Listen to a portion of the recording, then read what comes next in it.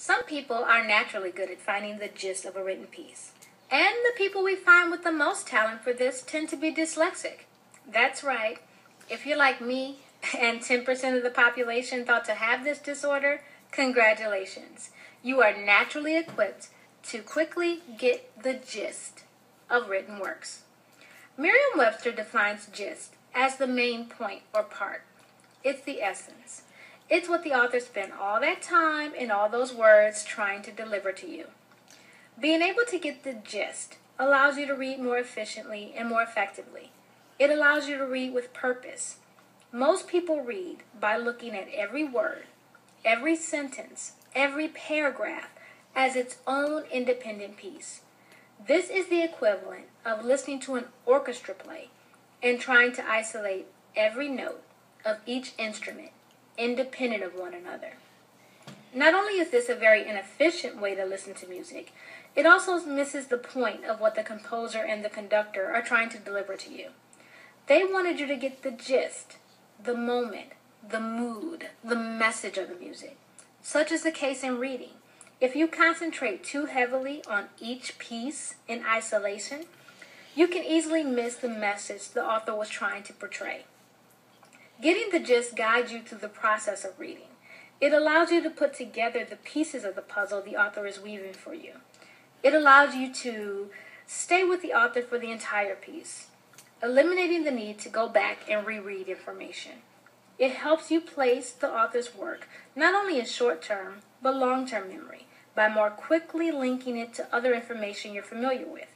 It even allows you to compare and contrast with other information you've encountered in the past, having a proper dialogue with the piece while reading through it. It takes you from simply reading a piece to engaging with the author and making the time taken to read more worthwhile. Gist puts you in the proper frame of mind to read the piece as intended. Have you ever had a conversation with someone simply to look up and think, "What the heck are you talking about?" Yeah, reading for the gist helps that not happen so often. You will be much more properly grounded in the conversation your mind is having with the author, increasing your reading efficiency and reading comprehension significantly. There really is nothing worse than reading a chapter in a book, then realizing you have to read it again because you didn't get the point.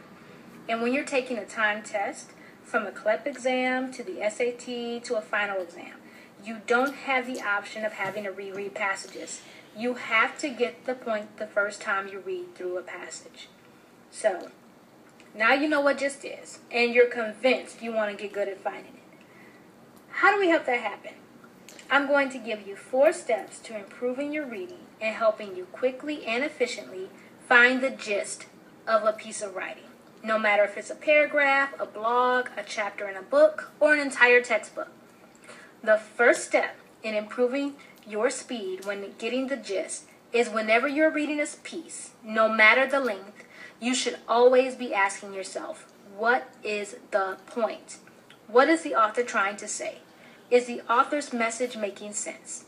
As you move through the piece, keep asking yourself if the author is making the same point, or has the author switched focus? This point should lead you to the thesis statement of the writing.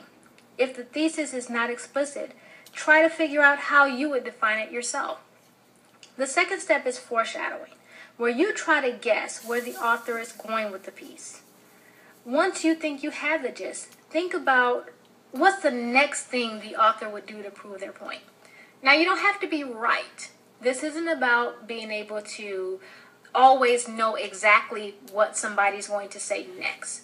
The purpose of this is to allow you to think while you're reading through the piece and think about a natural flow for information. If the author goes a different way, that's fine. Go with them, but go back to asking yourself, what are they trying to say? A third step in training yourself to understand the gist of a piece is to imagine how you would explain the piece to others who haven't read it for themselves. How would you describe the piece if you had half the space the author took in the original writing? Now, how would you describe it using a third of the space? Next, go for a quarter of the space. Your next challenge is to describe the piece in 4 sentences. Your final challenge is Describe the piece in one sentence. The fourth and final step in the process is critique and evaluation.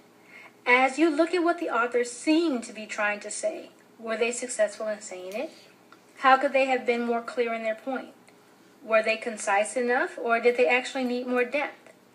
How did the gist match their thesis statement, if they had one? The better you get at figuring out the gist of the writing of others, the better you will become in your own writing. Getting better at figuring out the gist will also improve your reading speed and reading comprehension. This is a skill that will help you in fields beyond English composition and assist you in reading information from a variety of sources. Since the more you practice, the better you get, challenge yourself. The best area of challenge is to read works you are unfamiliar with or are very new to you. You can properly find the gist in pieces that you haven't encountered before. That can be confirmed by reading abstracts and publisher notes. Congratulations, you're getting it. You have developed the skill to a point where it will be useful to you throughout your studies, no matter where they may take you. Now to recap, the gist is the essence of the author's work. Being able to properly determine the gist of a work quickly will greatly improve your reading speed, efficiency, and comprehension, as well as your own writing. There are 4 steps outlined in this video to help you increase your skill in finding the gist of a written piece. The first step is to always ask yourself, what is the point when reading through a work? The second step is to try and predict where the author will go next in their writing, then confirm if you were right or not. The third step is to see if you can summarize the gist of an article using a half, 1/3, 1/4 of the space used by the author. Next, try to explain it using 4 sentences. And finally, can you explain the essence of the piece using just 1 sentence? The fourth and final step is to evaluate just how well the author did in providing a piece where the gist could be discovered and learned quickly and efficiently. Challenge yourself by following these steps using writings you are unfamiliar with. Remember, writing should flow like a beautiful musical orchestra piece. You should be able to quickly determine the tone, the flow, the mood of the piece as it helps guide you through the interacting parts.